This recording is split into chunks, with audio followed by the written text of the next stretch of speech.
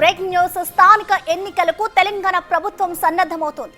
ఈ నెలాఖరులోగా నోటిఫికేషన్ కూడా వచ్చే అవకాశం ఉంది. ఇప్పటికే క్యాడర్ కు మంత్రులు సూచనలు చేస్తున్నారు. పంచాయతీరాజ్ శాఖ అధికారులకు సైతం రెడీ అయ్యారు. తొలుత ఎంపీటీసీ, జెడ్పీటీసీ ఎన్నికలు నిర్వహించే ఛాన్స్ ఉంది. ఆ తర్వాత సర్పంచ్, మున్సిపల్ ఎన్నికలు నిర్వహిస్తారు. ఇవాళ మంత్రులతో సీఎం రేవంత్ రెడ్డి మీటింగ్ నిర్వహించనున్నారు. ఆ తర్వాతే పూర్తి స్థాయిలో క్లారిటీ రానుంది.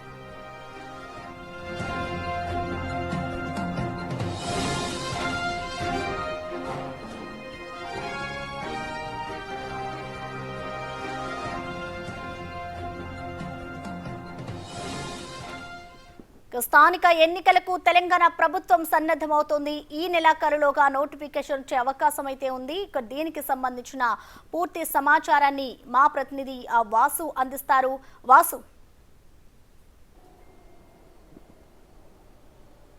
ప్రసన్న, తెలంగాణ రాష్ట్ర ప్రభుత్వం స్థానిక ఎన్నికలకు రంగం సిద్ధం చేసింది. ఏ క్షణమైన నోటిఫికేషన్ విడుదలయ్యే అవకాశం కనిపిస్తుంది. ఎందుకంటే ఇటీవల కాలంలో మంత్రి సీతక్కతో పాటు నిన్న పొంగులేటి శ్రీనివాసరెడ్డి జిల్లాలో పర్యటన నేపథ్యంలో కూడా కార్యకర్తలను ఉద్దేశించి త్వరలోనే స్థానిక ఎన్నికల నోటిఫికేషన్ రాబోతున్నట్టు కూడా వాళ్ళు మాట్లాడిన తీరు, మీరు ఎన్నికలకు సన్నద్ధంగా ఉండాలని కూడా దిశానిర్దేశం చేసిన పరిస్థితి.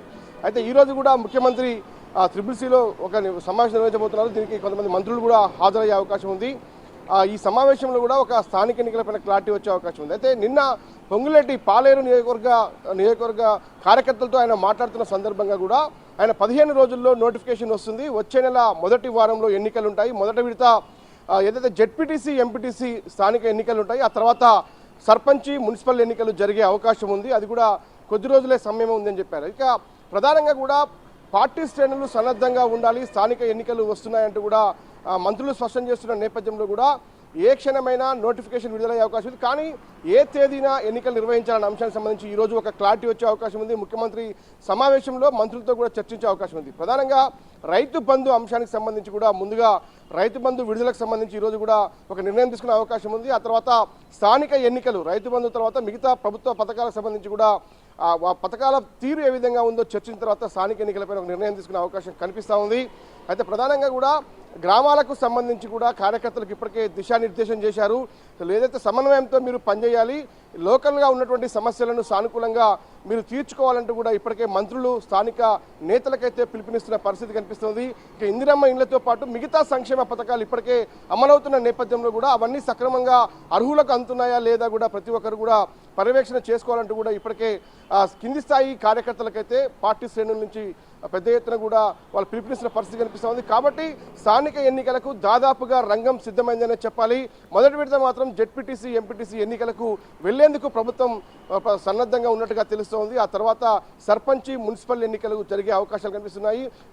ఈ మంత్ చివరిలో నోటిఫికేషన్ విడుదల కాబోతుంది. ఆ తర్వాత వచ్చే నెల మొదటి వారంలోనే జెడ్పీటీసీ, ఎంపీటీసీ ఎన్నికలు అయితే జరగబోతున్నట్టుగా మనకు సమాచారం ఉంది.